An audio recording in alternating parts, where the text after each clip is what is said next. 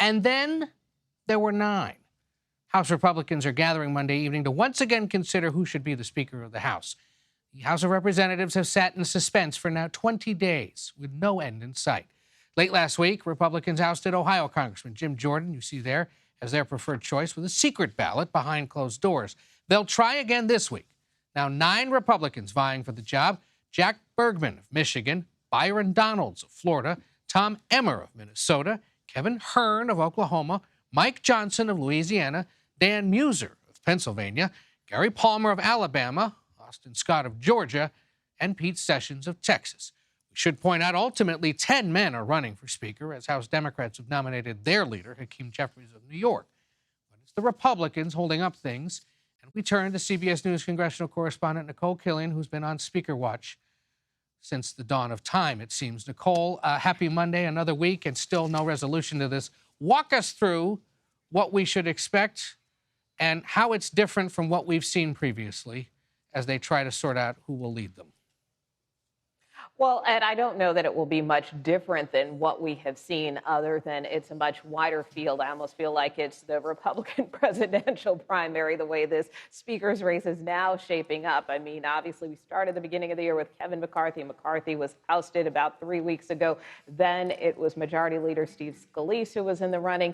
He withdrew. Then you had Jim Jordan, who then ran. He couldn't succeed after 3 ballots. He was voted out on a secret ballot Friday, and that brings us to this point here today, where we have 9 candidates that pretty much have to go through the same gauntlet. They're going to need 217 votes ultimately on the House floor, but before we get to that point, they are going to have to make their case to Republicans. That is what's happening tonight.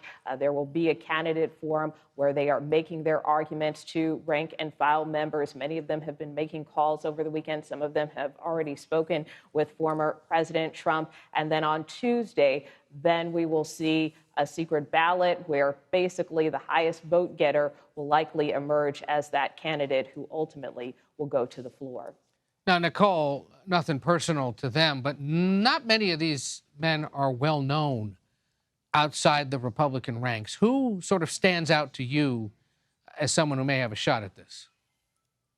Well, right now, Republican Whip Tom Emmer appears to have that front-runner status in the sense that he is number 3 in leadership. He has the backing of former House Speaker Kevin McCarthy. He really is the guy who has been at the center of a lot of these contentious negotiations, whether it was over the debt limit, over temporarily funding the government this fall. He's the one that has brought all different factions of the Republican conference into his office to hammer things out, whether it's those contentious pieces of legislation, rules, and otherwise. So that's why, for now, he appears to be that front runner. But look, any one of these candidates could be a potential dark horse. And you have some kind of taking to some interesting strategies to try to woo their fellow members, including Oklahoma Congressman Kevin Hern, who used to own about 24 McDonald's franchises. He has been sending cheeseburgers to members along with a letter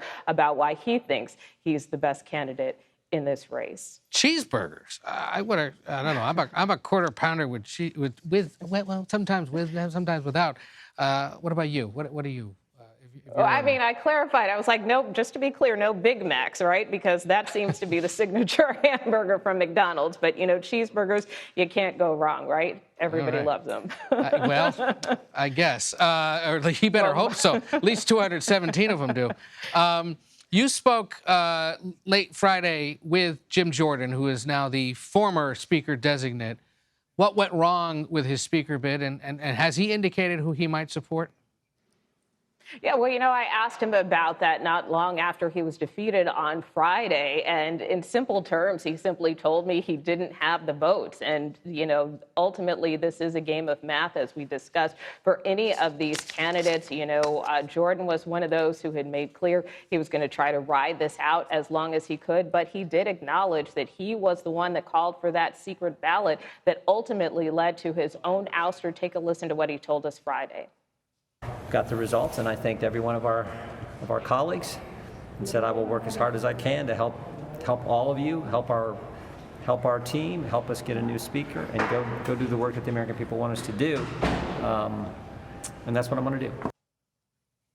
So he is pledging to be a team player. He would not say who he would support in this new race, but as you heard there, he said he would back whoever emerges as the next speaker designee. So stay tuned, but obviously Jim Jordan now out of the running, so we will see who emerges next, Ed. We will. Nikole, it's going to be another late Monday night.